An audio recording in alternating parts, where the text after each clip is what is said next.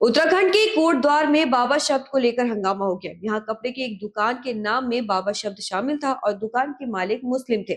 यही बात हिंदू संगठनों को पसंद नहीं आई और वे पहुंच गए नाम बदलवाने। फिर जो हुआ वो सब खबर है, लेकिन बात निकली तो बहुत दूर तक गई। इतनी दूर की सोशल मीडिया पर ये सवाल भी खोजे जाने लगा कि बाबा शब्द कहाँ से आया। क्या ये संस्कृत से निकला है, बाहरी है, या फिर हिंदी में ही किसी समय इसका इस्तेमाल होने लगा। हिंदू संगठनों की आपत्ति से ही बात शुरू करते हैं, जहां उन्होंने कहा कि बाबा शब्द सिर्फ हम यानी हिंदू इस्तेमाल कर सकते हैं, क्योंकि हम अपने भगवान को बाबा कहते हैं। यहाँ यानी कोटद्वार में सिद्ध बलि हनुमान जी का मंदिर है, जिन्हें बाबा सिद्ध बलि कहा जाता है। वैसे भी हिंदू लोग साधु संतों और योगियों को बाबा कहते हैं। शिव जी महायोगी है, इसलिए उन्हें देश भर में बाबा कहा जाता है। बाबा बर्फानी, बाबा अमरनाथ, बाबा केदारनाथ, बाबा विश्वनाथ, बाबा वैद्यनाथ शिव जी के ही नाम है। यहाँ तक कि हनुमान जी गांवों की सीमा के रक्षक, किसी जगह के कोई लोकल देवता और कुल देवता भी बाबा कहलाते हैं, जैसे कि अपने डी बाबा, बरम बाबा, नागो बाबा, ऐसे कई नाम सुने होंगे। इन सब नामों से ये पता चलता है कि हिंदू लोग सिद्ध, मानी और बड़े बुजुर्गों को बहुत समय से बाबा कह रहे हैं। लेकिन इस शब्द पर सिर्फ हिंदुओं का क्लेम नहीं बनता है, क्योंकि मुसलमानों में भी सूफी संतों को बाबा कहा गया है। मुगल बादशाह अकबर शेख सलीम चिश्ती का मुरीद था। शेख सलीम चिश्ती बाबा चिश्ती के नाम से जाने जाते थे।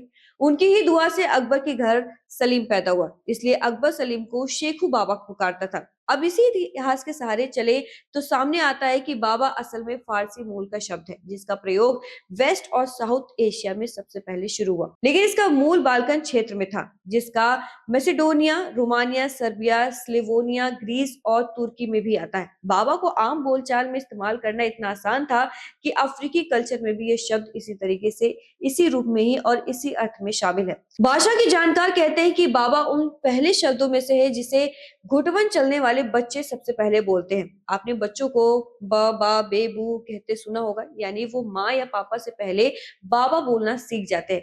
यही से बाबा शुरुआत का प्रतीक बन जाता है और ये मान्यता इतने ऊपर तक पहुंचती है कि बाबा शब्द ब्रह्मा यानी परमात्मा के बराबर के अर्थ में बैठा मिलता है। ईसा की शुरुआती शताब्दियों में बाबा शब्द अध्यात्म के साथ आया।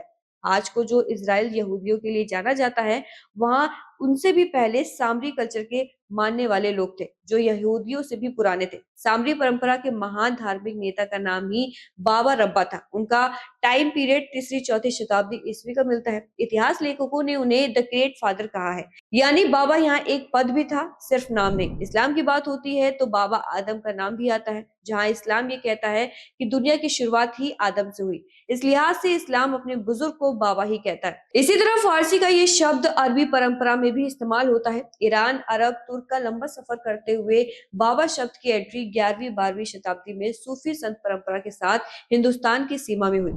15वीं शताब्दी में सिख परंपरा ने बाबा शब्द को और गहरी पहचान दी। पहले सिख गुरु गुरु नानक देव बाबा ही कहलाए। इस तरह बाबा उम्र का मोहताज नहीं रहा, बल्कि अनुभव और लीडरशिप का दूसरा नाम भी बन गया। यहाँ बाबा को न तो जाति देखना, न पद, बल्कि ज्ञान से जुड़ा जाता है। इसी दौर में भक्ति आंदोलन का ऐसा असर हुआ कि हिंदू सन्यासी परंपराओं में भी बाबा शब्द बहुत आसानी से स्वीकार कर लिया गया। तो इस तरह बाबा देवालयों से घरों तक पहुंचता है और पिता, दादा या परिवार से बुजुर्ग के साथ साथ इसका अर्थ भगवान भी हो जाता है। इसे कभी किसी ने किसी पर थोपा नहीं, बल्कि इसे सरल अंदाज में इसे इतना स्वीकार बनाया। जहां तक बाबा शब्द के संस्कृत से निकलने होने और हिंदुओं का इस पर अधिकार होने की बात है, तो उन्हें इतिहास पर नजर डालनी चाहिए, जो कुछ और ही कहता है। हाँ, अगर हिंदू बाबा के अर्थ में किसी शब्द का क्लेम चाहते हैं, तो इसके लिए पितामह है, जो संस्कृत से निकला है और भारतीय संस्कृति में संबोधन के लिए इस्तेमाल भी होता है। फिलहाल इसको लेकर आप क्या सोचते हैं, अपनी राय कमेंट सेक्शन में जरूर बताएं। और अगर ये ऐसी खबर पसंद आई हो तो हमारे चैनल को सब्सक्राइब भी करें और देखते रहिए न्यूज़ फैक्ट्री।